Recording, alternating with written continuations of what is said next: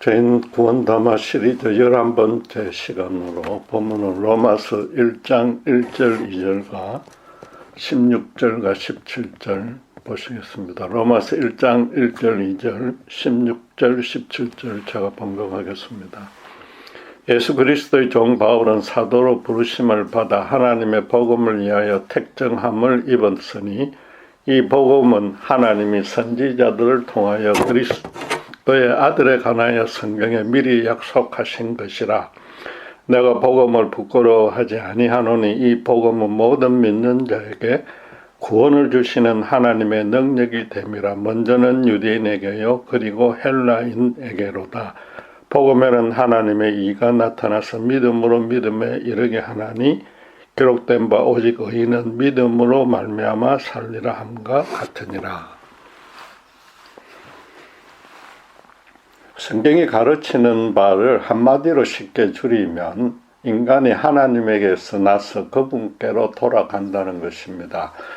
태어나고 죽는 것이 그분께 달렸다는 단순한 뜻이 아닙니다. 우리가 우리를 볼 때 스스로는 아주 연약하고 보잘것없이 여겨질지라도 하나님 안에서는 영원토록 너무나 고귀한 존재라는 겁니다. 모든 인간은 그래서 그분을 평생토록 기뻐하며 교제 동행하는 것을 인생의 목적으로 삼아야 한다는 겁니다. 그런 주제를 성경은 창조와 타락과 구원과 완성이라는 네 가지 담화로 풀어내고 있습니다. 하나님이 인간을 심히 아름답게 창조하여서 이 땅을 당신 대신에 다스리라는 직분을 주셨습니다. 그러나 인간은 탐욕과 교만에 빠져서 그분을 제치고 자신이 이 땅의 주인이 되려고 시도함으로써 그분과 등지게 되었습니다. 그런데도 하나님은 당신의 아들을 보내어서 십자가 대속 은혜로 죄에 빠진 인간을 용서해주는 은혜를 베풀었습니다. 그리고 마지막 날에 이 땅의 모든 고난과 죄악을 제거하고 당신의 백성들도 신령한 신체로 부활시켜서 새하늘과 새 땅에서 세세토록 영화롭게 살도록 할 것입니다. 지금 그 세 번째 담화인 죄인의 구원에 관해서 계속 살펴보고 있습니다. 그 구원에 관해서 체계적으로 가장 정확히 설명한 책이 로마서이고 본문은 그 서론입니다. 그런데 사실상 로마서 전체를 요약한 결론과 다름없는데 바울은 그것을 한 단어로 복음이라고 정의합니다. 예수님이 죄인을 대신해서 죽으신 십자가의 은혜가 모든 세대 모든 인간이 반드시 들어야만 하는 참 좋은 소식이라는 겁니다. 그리고 복음이 되는 이유를 두 가지로 밝혔습니다. 먼저 2절에 하나님이 당신의 아들에 관해서 선지자를 통해서 성경에 미리 약속한 것이라서 복음이라고 말합니다. 바울이 말하는 성경은 당연히 구약 성경이며 복음에 대한 최초의 예언은 지금껏 살펴본 대로 원시복음이라고 불리는 창세기 3장 15절입니다. 하나님은 최초 인간이 타락하자 곧바로 특별한 여자의 후손이 와서 사탄의 머리를 상하게 할 것이라고 약속해 주었습니다. 그 후로 노아나 아브라함이나 모세, 다윗, 에레미야 등을 통해서 당신의 백성들과 언약을 맺어 나감으로써 원시복음을 조금씩 더 구체화시켜 나갔습니다. 구약의 선지자들도 성령의 영감으로 메시아가 오실 것이며 그분이 오셔서 행할 일들을 각자만의 방식으로 예언해 놓았습니다. 하나님이 구약시대 내내 이스라엘 백성들을 인도하고 보호하신 목적과 방향은 바로 그 메시아가 오실 그날을 소망하게끔 하는 것이었습니다. 그 약속대로 예수님이 때가 참에 이 땅에 오셨습니다. 그런데 당신을 소망하며 기다리던 백성을 제쳐두고 강야로 사탄부터 만나러 갔습니다. 예수님이 이 땅에서 공식적으로 행하신 첫째 사역이 사탄과 대면의 세 가지 시험을 이기는 일이었다는 것은 참으로 의미심장합니다. 물론 예수님이 원시복음에서 약속하신 그 여자의 후손으로 오셨기 때문에 당신의 첫째가는 소명, 즉 사탄의 머리를 상하게 하려는 것입니다. 머리를 상하게 한다는 것은 사탄을 완전히 멸망시키는 것은 아닙니다. 사탄의 멸망은 마지막 날까지 유보되어 있는 대신에 그의 모략을 철저히 분쇄하여서 당신의 백성들을 구원하시고 또 그 구원받은 백성들로 하여금 그 모략을 정확히 깨닫게 해주신다는 뜻입니다. 예수님이 강야로 단순히 당신의 각오를 다지고 영성을 성숙시키며 나아가서 사탄과 한번 시험 삼아 힘겨루기 해보려고 강야로 가신 것은 아니라는 겁니다. 성경이 성령에 이끌려 마귀에게 시험을 받으러 가셨다고 증언하듯이 사탄들은 그 세 가지 시험을 반드시 걸어오게끔 주님이 유도하신 겁니다. 사탄도 예수님이 바로 하나님이 창조 때부터 약속했던 그 여자의 특별한 후손이자 구약 선지자들이 내내 예언했던 메시아인 줄 알아보고서 내가 만일 하나님의 아들이어든 이렇게 저렇게 해보라고 시험한 겁니다. 사탄 또한 예수님의 사역을 완전히 봉쇄하려는 의도는 아니었습니다. 하나님의 아들인 줄 아니까 그 일은 자기 능력 밖의 일이므로 어떻게 하든지 예수님의 사역 방식을 자기가 원하는 대로 바꿔보려고 유혹한 겁니다.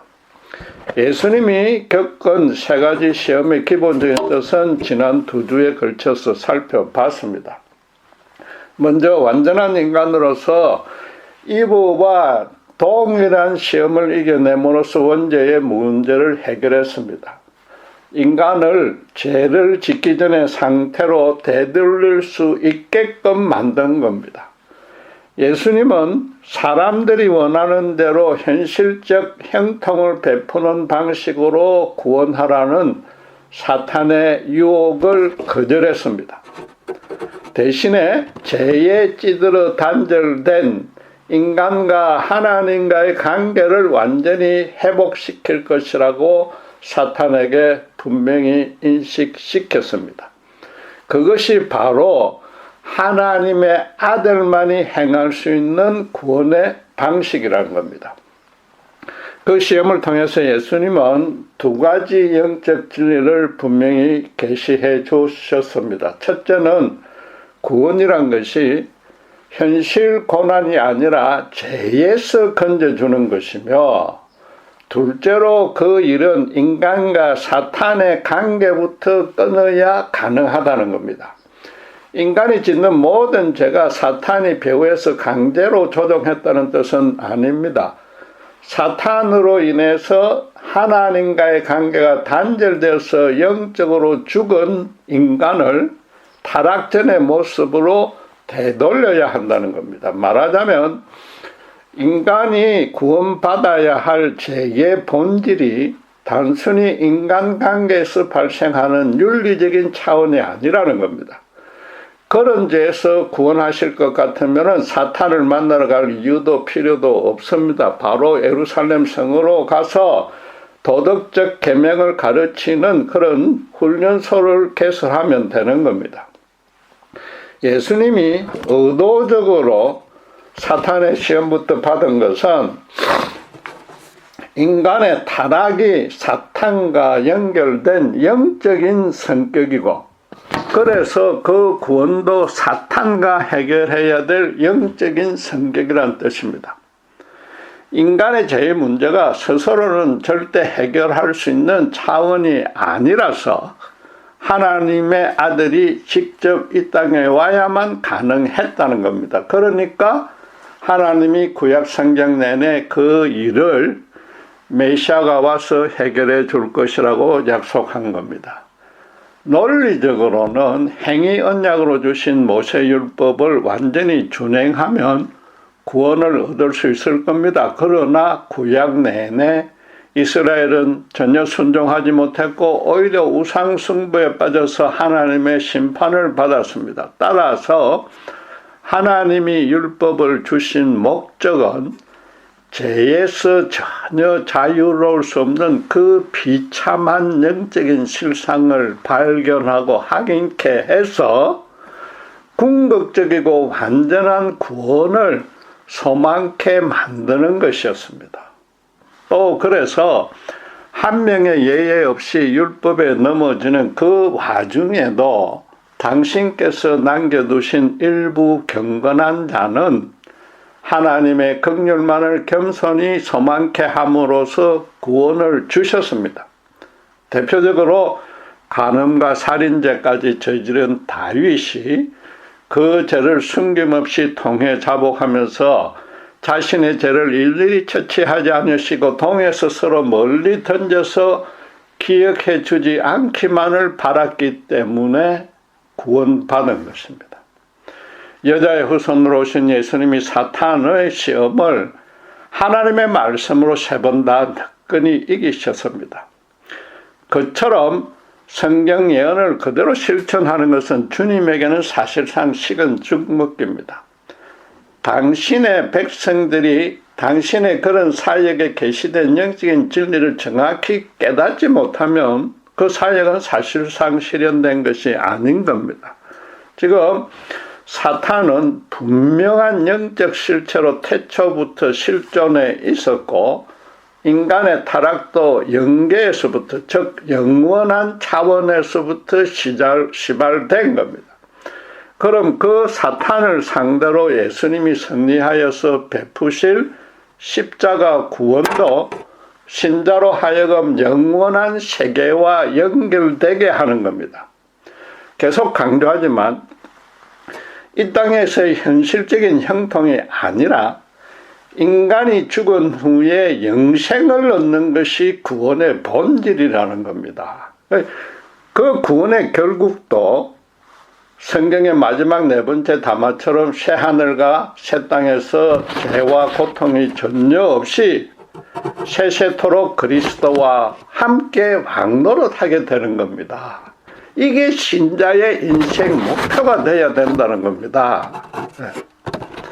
이 땅은 물론이고 신자 개인도 예수로 인하여 창조되었고 예수의 의지에서 기동하며 예수를 통해서 하나님의 모든 좋은 것을 받고 있는 겁니다.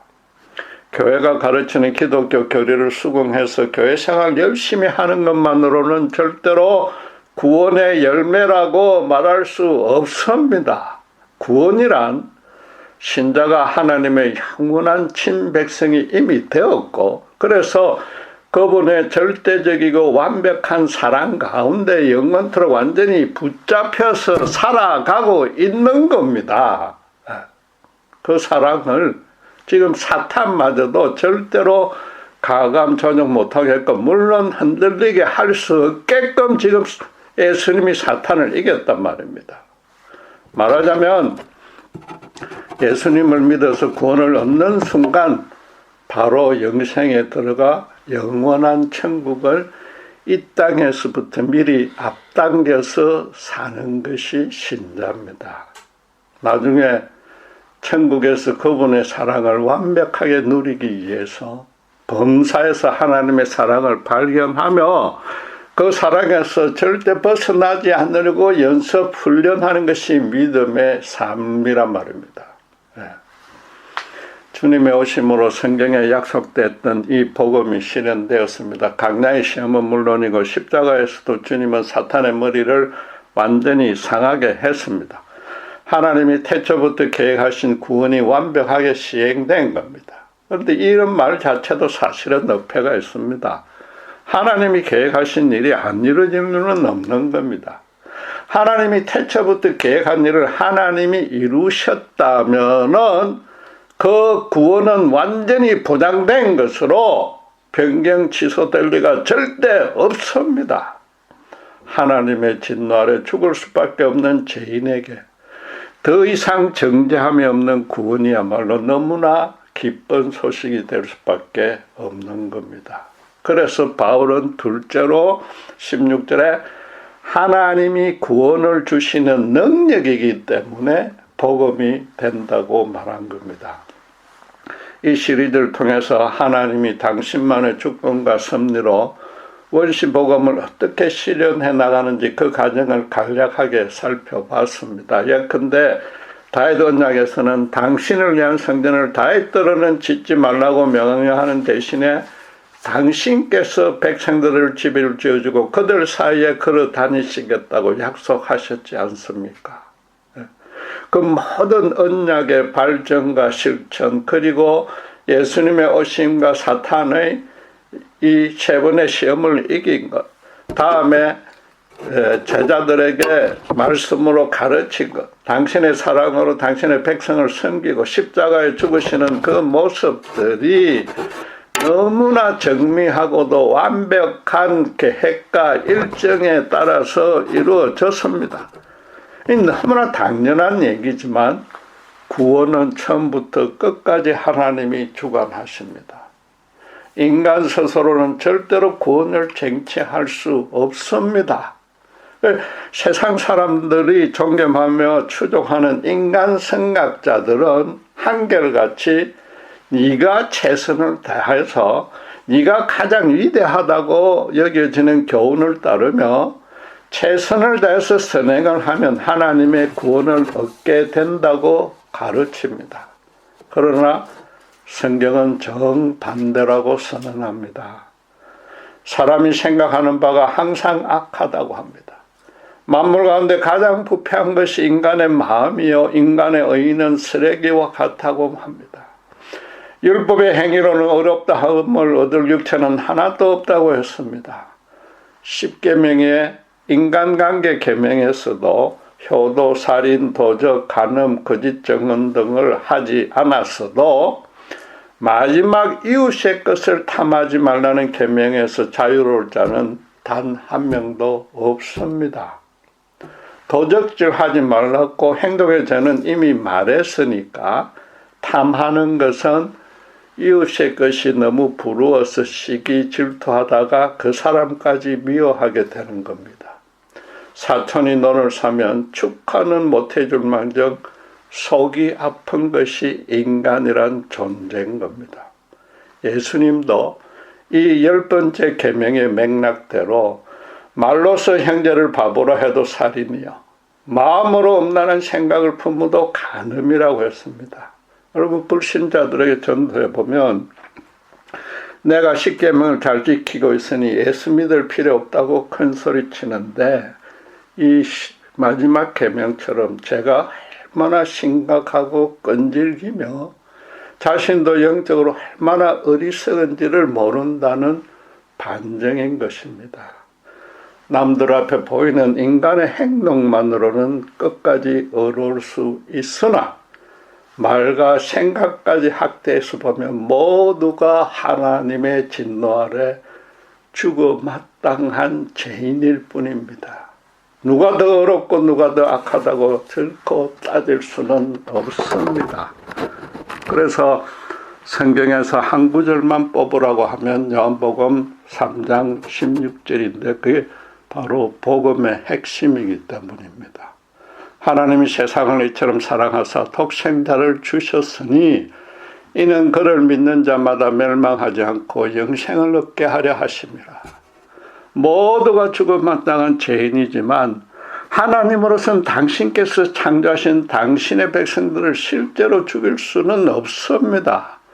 그러려면 아담과 이브 때부터 그랬어야 합니다. 대신에 하나님이 짐승에게 그 죄를 전가한 후에 죽여서 가죽옷을 손수 집어 입혔지 않습니까? 마찬가지로 예수님께서 죄값을 대신 감당하셨고 그 은혜를 진심으로 감사하는 당신께서 남겨두신 당신의 백성은 구원해 주십니다.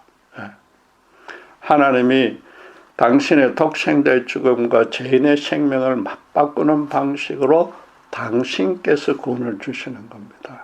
복음은 십자가에서 나를 대신해서 내 죄값을 감당하신 그 예수님의 죽음입니다. 무지하신 하나님이 십자가에 죽으셨습니다. 완전한 제물로 바쳐진 겁니다. 하나님이 죽으신 그 피의 공로로 구원을 얻으니 하나님의 능력이 될 수밖에 없으며 완전한 구원인 겁니다. 어떤 어려운 인간이라도, 예를 들면 우리 모두가 잘 아는 슈바이처다, 테레사 수녀다, 이순신 장군이다, 안중근 의사다, 간디다, 어느 누가 나를 대신해서 죽어도 내 죄는 완전히 사해지지 않습니다. 인간 사회에서 맹세나 계약을 해도 자기보다 더 좋거나 높은 것을 걸어야만 효과가 있습니다. 거짓말하면 아버지를 갈겠다고 하지 내 아들의 성을 바꾸겠다고는 아무도 말하지 않습니다. 이브의 죄를 대신하려면 이브보다 못한 어떤 인간도 제물이 될 수 없습니다. 타락 때의 이브는 하나님을 거역대적하며 자기를 높였지만은 아직까지는 윤리적인 죄는 범하지 않았습니다. 그러나 그 후에 모든 인간은 하나님을 거역대적한 위에다가 온갖 사악한 윤리적인 죄까지 다 지었습니다. 어떤 위인도 이브의 죄값을 도무지 갚을 수 없으며 사탄에게 죄 없이 완전히 승리하신 하나님의 아들이 갚아야만 그 속죄가 완전해지는 겁니다.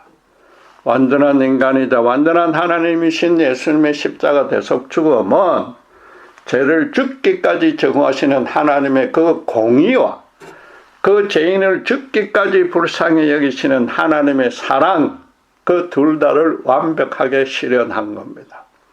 인간 세상에서 구원을 방해하는 모든 요소가 완전히 제거됐습니다. 그러나 예수님의 십자가 죽음으로 거치면 죄의 용서만 있습니다. 인간의 몸으로 오신 하나님의 아들이 십자가에 죽으신 지 사흘 만에 부활하심으로써 그 은혜를 믿는 죄인에게도 영생하는 새 생명으로 거듭나게 해 주시는 겁니다. 그런데 흥미롭게도 바울은 이런 은혜가 넘치는 복음을 부끄러워하지 아니한다고 이치에 안 닿는 좀 이상한 언급을 했습니다. 그가 예수를 믿기 전에는 부끄러워했다고 실토한 겁니다. 지금 로마 교회를 향해 전하는 복음 자체를 부끄러워한다는 뜻은 아닙니다. 앞에서 14, 15절에 헬라인이나 야만인이나 지혜 있는 자나 어리석은 자에게 다 내가 빚진 자라. 그러므로 나는 할 수 있는 대로 로마에 있는 너희에게도 복음 전하기를 원하노라고 했습니다. 복음은 유대인과 헬라인 구분 없이 구원을 주시는 하나님의 능력인 줄 몰랐던 이전에는 헬라인이나 야만인처럼 예수님을 바울도 부끄럽게 여겼다는 겁니다. 지혜 있는 자는 헬라인이고 어리석은 자는 야만이고 다시 설명한 것처럼 그건 다 같은 뜻입니다. 그리고 지금 부끄럽지 아니하다고 이중부정으로 표현했으니까 이제는 모든 사람에게 복음 전하기를 매우 자랑스럽게 여긴다는 겁니다. 알다시피 바울은 예수 믿는 신자들을 하나님의 거룩한 율법을 무시 예면하고 현실 도피적인 종말적 이단 집단으로 여기고 앞장서서 핍박했습니다. 거기다 율법을 모르는 헬라인들은 하나님의 저주를 받은 야만인 취급하고 아예 식사교제도 하지 않았습니다.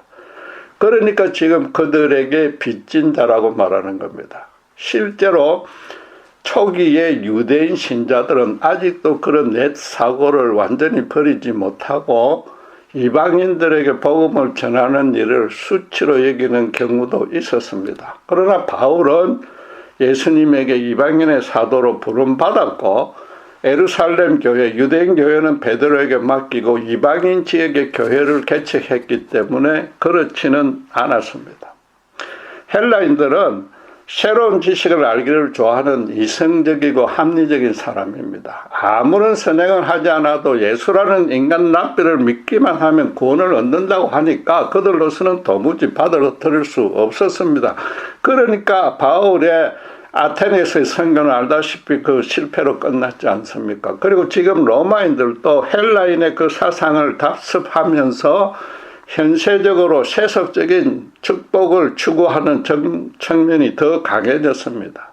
그러니까 사후 구원 자체에 그들은 큰 관심이 없었고, 또 그래서 각 식민지의 종교의 자유를 허용한 겁니다. 그건 뭐 자기들로서는 아무 문제될 게 없었기 때문입니다. 그러니까 다원주의, 상대주의, 자유주의, 합리주의의 이 오늘날 유행하는 사조가 사실상 로마에서부터 시작했고 그 당대의 모든 사람을 사로잡았습니다. 그런데 예수님만이 구원의 유일한 길이라고 선포하니까 그들로서는 어리석게 여겨질 수밖에 없었던 겁니다. 유대인들은 또 우선 나무에 달려 죽으면 하나님께 저주받았다고 믿었기 때문에 예수님을 메시아로 인정하지 않았습니다.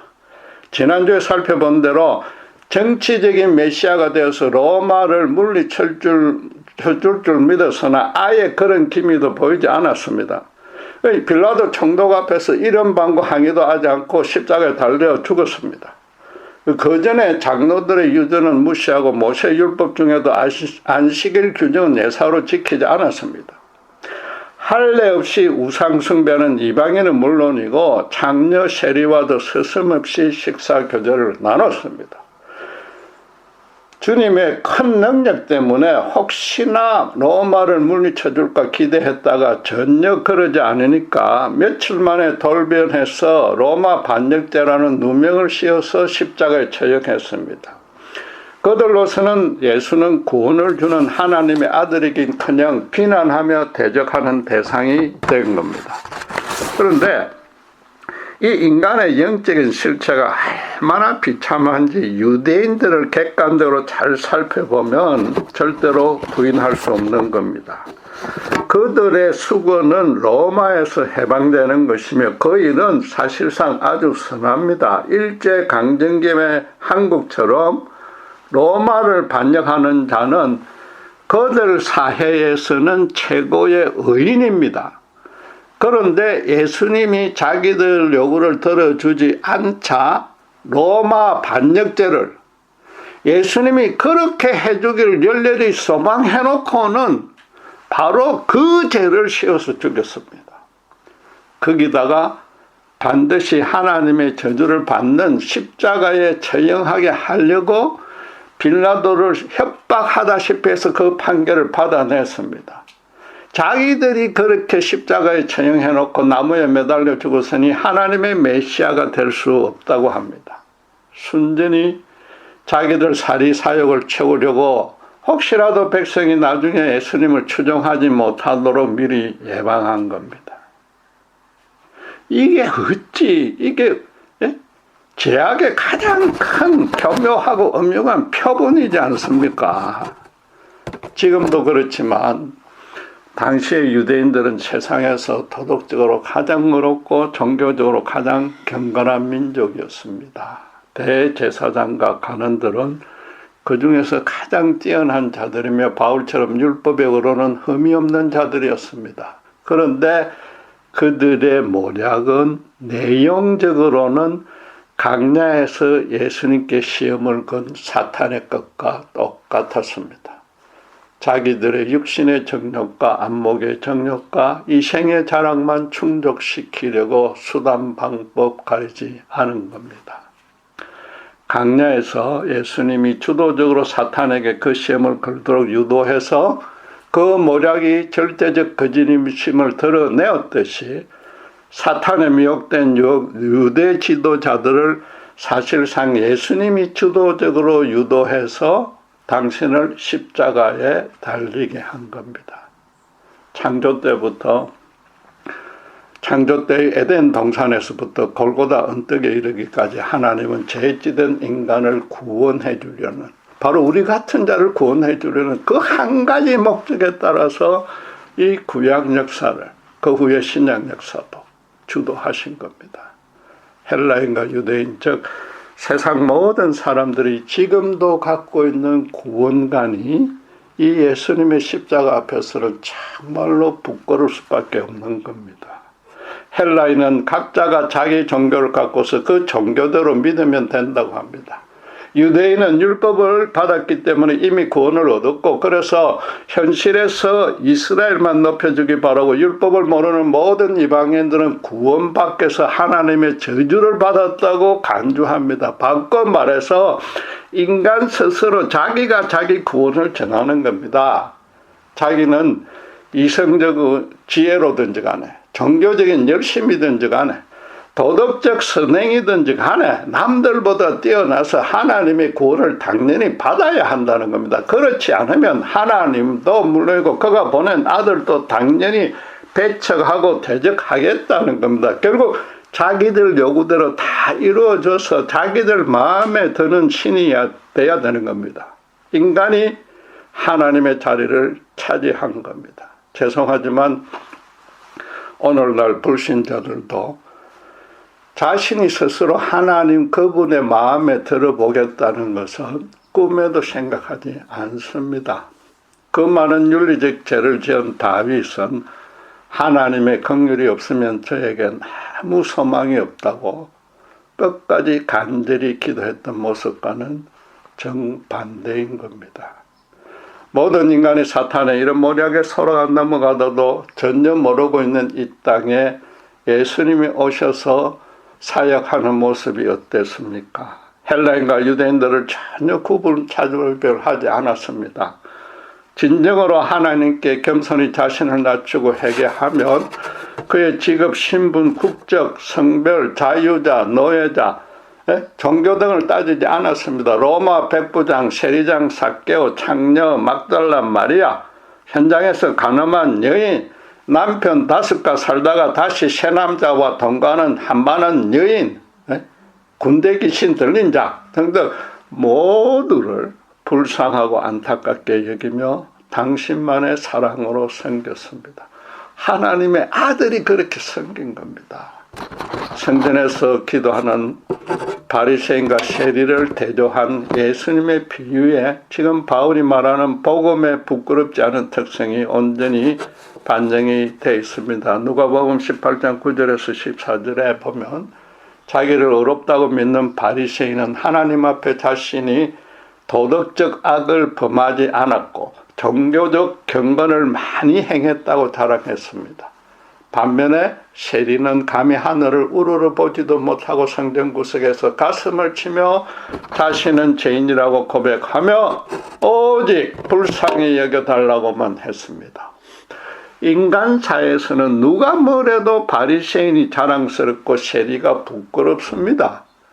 그러니까 성전에도 평소에 자신에 대해서 인식했던 모습 그대로, 자기 모습 그대로 나왔습니다. 그러나 하나님 보시기에는 둘 다 똑같은 죄인입니다. 그렇다면은 너무나도 당연히 그분 앞에 자랑스럽다고 여기는 자야말로 하나님이 보시기에 민망할 수밖에 없는 겁니다. 반면에 스스로 자신의 부끄러움을 부끄럽다고 진솔하게 고백한 세리는 하나님이 가력하게 여길 수밖에 없는 겁니다. 하나님은 바리새인의 경건의 자랑은 버리고 세리의 겸손한 죄인이라는 고백을 어렵다고 받아주었습니다. 헬라인의 합리적이고 다원주의 종교가는 인간의 얄팍하고 어리석은 생각일 뿐입니다. 이방인들을 하나님께 저주받은 자로 취급하는 유대인들의 종교적인 경건이야말로 가장 가증스러운 이선과 교만입니다. 그래서 예수님이 유일하게 저주한 죄였습니다. 삭개오처럼 분명히 악한 짓을 많이 한 세리라도 스스로 죄인임을 겸허히 인정할 때 어렵다고 칭해 주시고 당신의 자녀로 삼아 주시는 것이 인간의 유의와는 다른 하나님의 일인 겁니다. 바울은 다메섹 도상에서 부활하신 예수님을 만나기 전까지는 그 비유 안에 바리새인이었습니다. 하나님을 위한다고 최고의 열성으로 섬겼지만은 세리는 민족의 반역자로 인간사에서 최악의 죄인이므로 아예 상종도 하지 않았습니다. 예수님에 의해서 죽음과 방불한 사울을 겪고 나서야 정작 자신이야말로 세상에서 몰라도 하나님 앞에서 가장 부끄러운 존재라는 것을 실감한 겁니다. 자신의 인간적인 지가 예수님의 하나님의 의에 앞에서는 정말로 배설물밖에 안 되었던 겁니다. 예수님의 입장에서는 바울이야말로 그 자리에서 죽음으로 심판해야 될 자입니다. 그런데도 정반대로 그를 살려주고 나아가 로마 같은 곳에 복음을 전할 사도로까지 세워준 겁니다. 그러니까 그 후로 자기를 위해서 죽으신 주님을 믿는 믿음 안에서만 살기로 결심했고 실제로 여러 번 죽을 고비를 겪으면서도 끝까지 그런 인생으로 살았습니다. 누차 강조하지만 죄의 본질은 하나님의 자녀로서 그분의 일을 대신할 청지기 지기 싫어서 인간 스스로 이 땅의 주인이 되려고 하는 겁니다. 피조물인 인간이 의도적으로 하나님을 대적하는 겁니다. 인간 스스로는 구원을 얻을 수 없는데도 감히 시도하는 것이 죄의 본질입니다. 따라서 헬라인처럼 종교의 자유를 주장하는 것만큼 사실상 하나님 앞에서 큰 죄가 없습니다.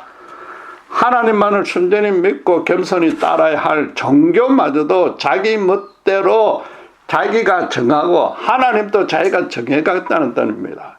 나아가서 유대인처럼 이방인 세리 창녀는 하나님이 무조건 저주한다고 자신이 하나님의 자리에 대신 차지하고 심판 판단하는 것만큼 하나님 앞에 큰 죄도 없는 겁니다. 둘 다 하나님이 없으니 사실상 하나님이 없으니 자신이 세상과 인생의 주인이 되겠다는 겁니다.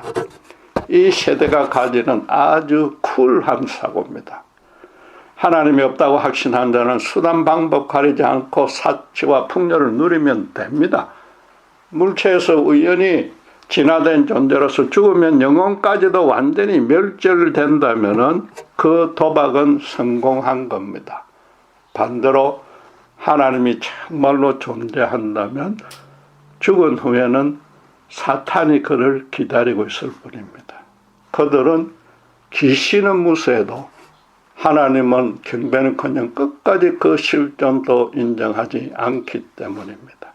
당연히 인간이 구하는 종교를 인간이 선택할 자유는 있습니다. 그러나 어디까지나 인간이 이 땅에서 살아가는 동안 인간 사회에서만 통할 뿐입니다. 반면에 십자가 복음은 그런 어리석고 죄 많고 완악한 자를 하나님이 당신께서 창조하셨던 그 자리로 당신께서 되돌려 놓으시겠다는 소식입니다. 하나님의 사랑의 품을 떠났기 때문에 아무리 발버둥 쳐도 갈급하고 허망했던 자를 다시 당신의 그 사랑의 품으로 안아주겠다는 그분의 간절한 호소인 겁니다.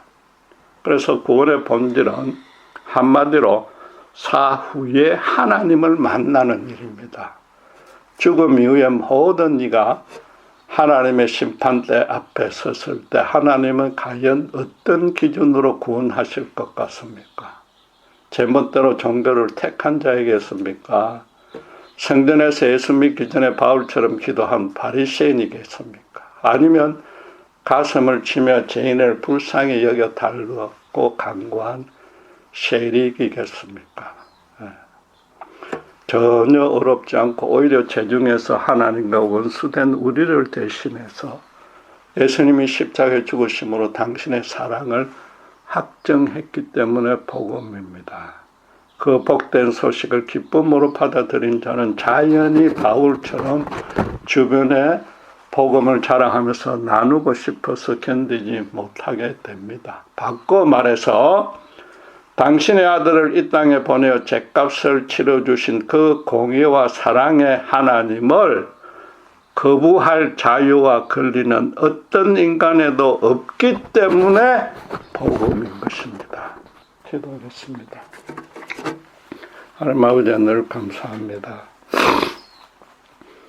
예수님의 십자가 죽음이 우리를 영원한 천국과 마지막 날의 그 영광스러운 모습으로 이끌기 위한 너무나 크고 두렵고 정말 온몸이 떨리도록 감사할 수 있는 복음임을 다시 한번 깨닫습니다. 더 이상 우리를 방해하고 넘어뜨릴 존재는 이 땅에 없기에 바울처럼 나를 대신해서 죽으신 주님을 위하는 그 믿음 안에서 살게 하시고 끝까지 바울처럼 어떤 어려움과 고난이 있더라도 그 일에 충성하는 저희가 되게 해 주시옵소서. 비록 연약할지라도 성령님께서 날로 저희들을 쳐서 복종시키며 우리에게 맡겨주신 이 놀랍고도 정말 은혜롭고 모든 사람이 반드시 들어야 될 복음만을 전가하는 인생 될 수 있도록 저희들을 축복해 주시옵소서. 감사합니다. 우리 주 예수 그리스도 이름으로 기도드렸습니다.